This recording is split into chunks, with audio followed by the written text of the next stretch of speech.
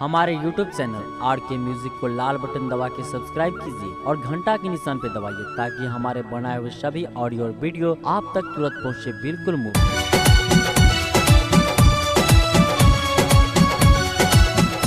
एखन अपने सब सुनि रहल छी RK म्यूजिक के प्रस्तुति।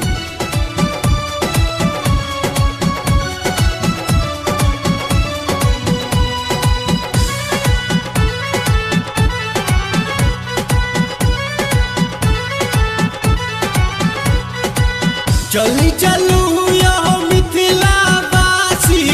मंगैले अपन अधिकारियो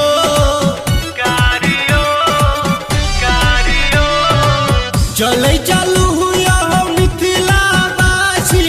मंगैले अपन अधिकारियो मांग करबही मिथिला विकास बोर्ड मांग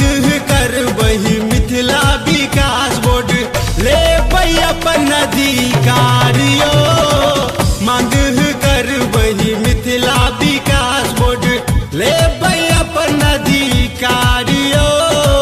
मांग करबही मिथिला विकास बोर्ड।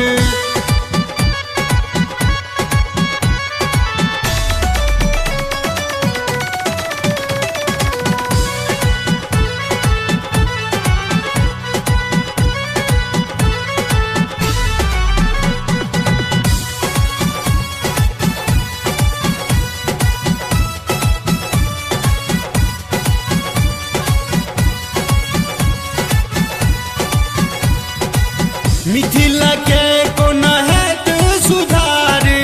लागल ये एमे सुजवानियो जखन खुलते ही पेपर मिलता भेटते सबके रोजगारियो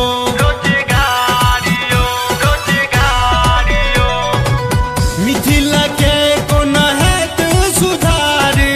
लागल ये एमे सुजवानियो जखन खुलते ही पेपर मिलता भेटते सबके रोजगारियो आबो न चुपचाप बैठू ले अपन अधिकारियो मांग करबही मिथिला विकास बोर्ड मांग करबही मिथिला विकास बोर्ड ले अपन अधिकारियो मांग करबही मिथिला विकास बोर्ड ले अपन अधिकारियो मांग करबही मिथिला विकास बोर्ड।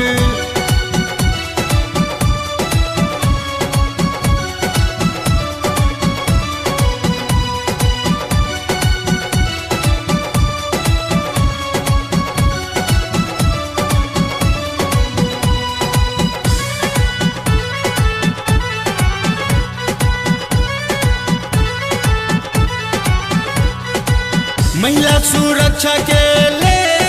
लो रब सेंटर यूनिवर्सिटी के मांग करबियो अगस्त क्रांति के बाद मांगनू कहैया चंदन के संग सब चलू यो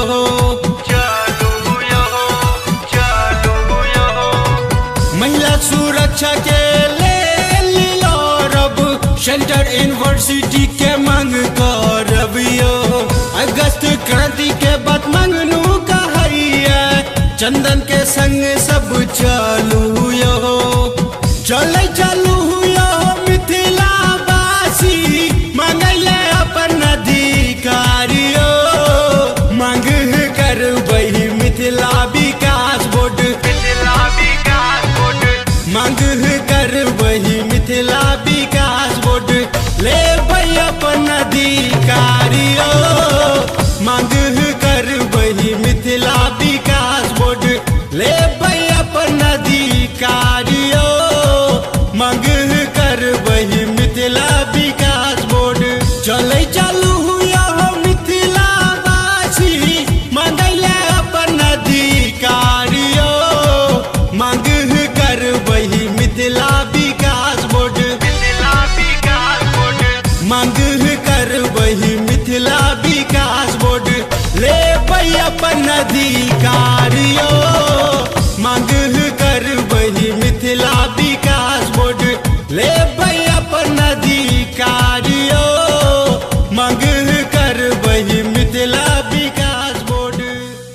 मिथिला।